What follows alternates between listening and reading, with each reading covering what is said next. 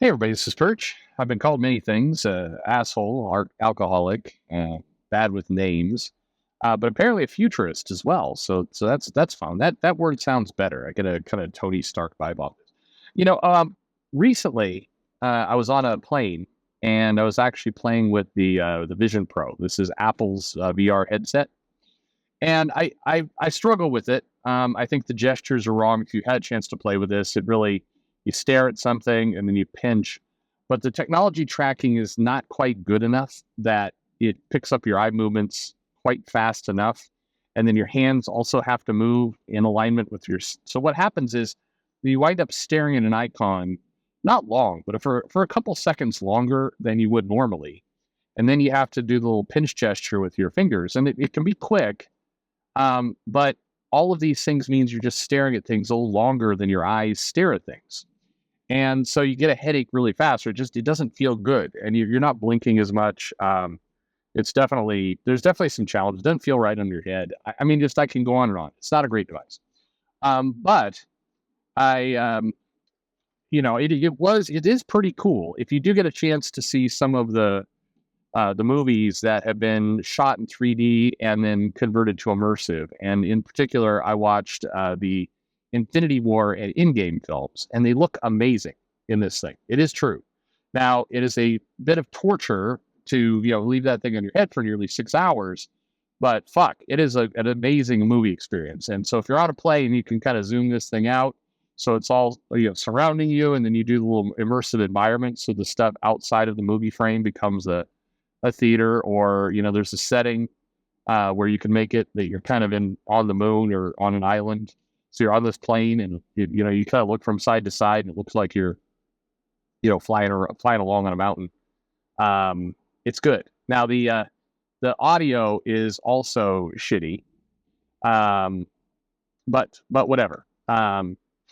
It it was really cool to see this immersive movie. Anyway, long-winded way of saying Tony Stark, his acting is not as good as you remember. Uh, all right, and this was all stemmed by the use of the word futurist. So that was one fuck of a long, anyway, whatever. Let's read this mail because it's a lot shorter than what I just did. It says, Perch, in my experience, the last 10 years have been very challenging as a comic creator. You're an alcoholic. I'm sorry, you're a futurist. Where do you see the comic industry in 10 years, better or worse for creators? That's it. So let me project a little bit in all this. Um, here's like the most lame Perch answer you could possibly imagine. All right, you know what I'm going to say, right? It will be better for some and worse for others. Okay, so let me actually make that not a shitty answer. I think that the changes over the next 10 years are actually going to provide more capabilities for creators who are able to go into business for themselves and have a good grasp and handle on distribution and marketing.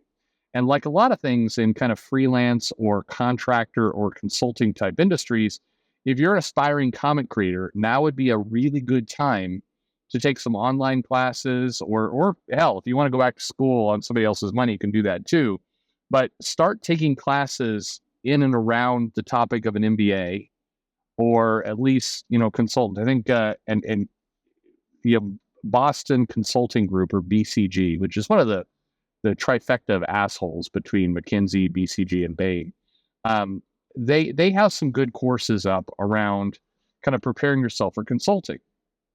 Now, why does that matter to a comic creator?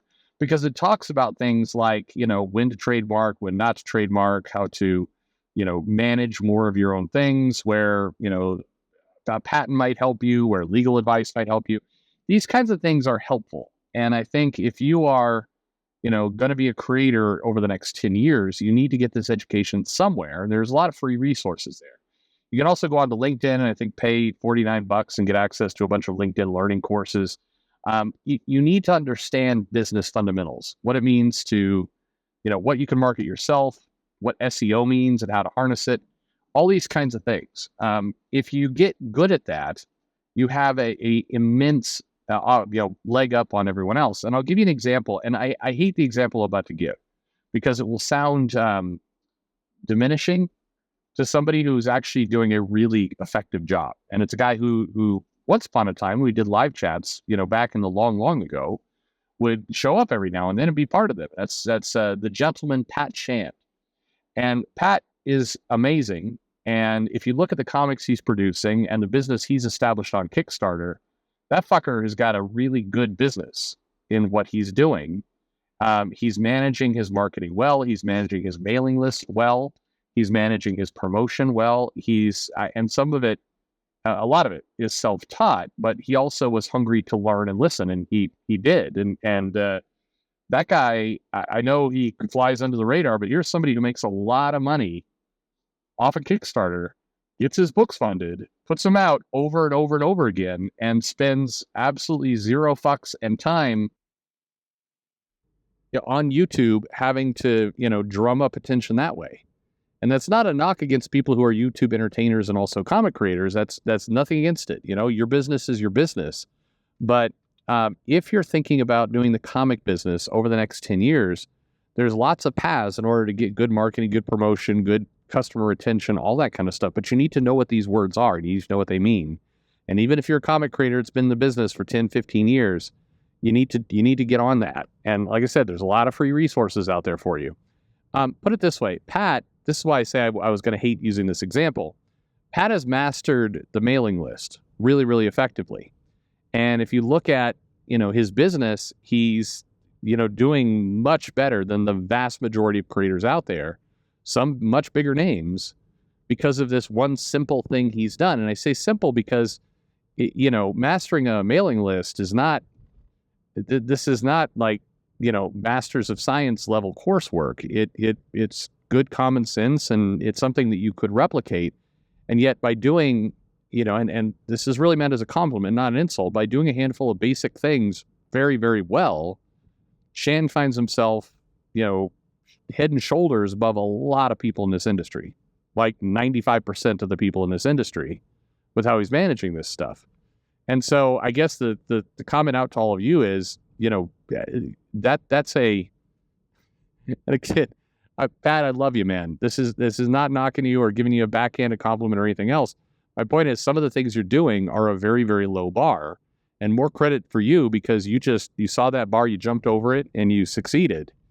The insult is to all the people who can't seem to get over the low bar. That's the wild part. So, get over that low bar. If you invest in yourself and you know what these things are, and you know your value of your own work, and you know how to manage your own business and everything else, I think the next 10 years are going to be beneficial to you because there will be more tools, more capabilities, more things that you can tap into where you will make more money. It's getting easier to be more in control of your destiny if you know what to do with that control when you have it. And that's the key part.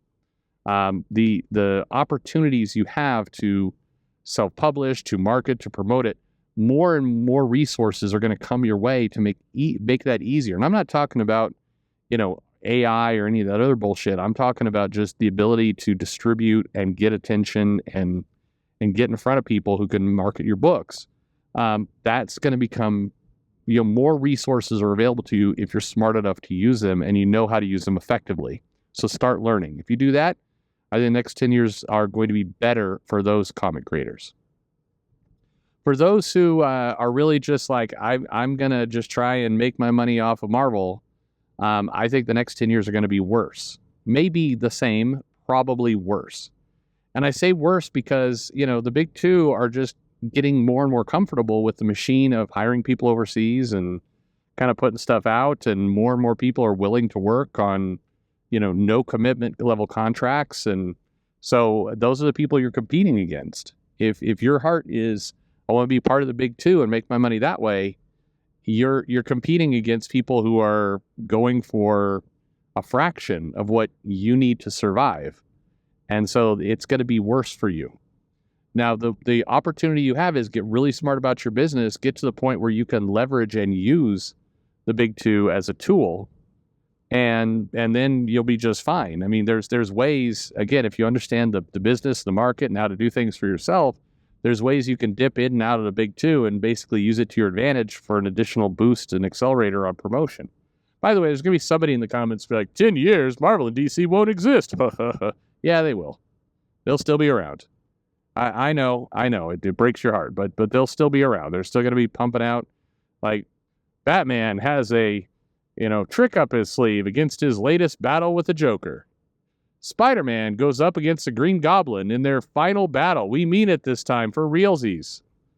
Trust me, they'll be around. 10 years from now, they absolutely will be around. Saga will be coming off of its 15th hiatus. Some things will never change. Anyway, look, invest in yourself. There's a lot of good resources out there. And the wild part about so much in business is how many free options there are at your disposal that 95% of the people just never take. Because they either don't know they're out there, they don't believe it will be good for them. They're like, no, it's too good to be true. I can't possibly do this. Now, get in there and make it happen. And life could be good for you. Yeah, that's my answer. Or put it another way, some people like water. Some people don't like water. I say, I like water sometimes. Thanks for listening.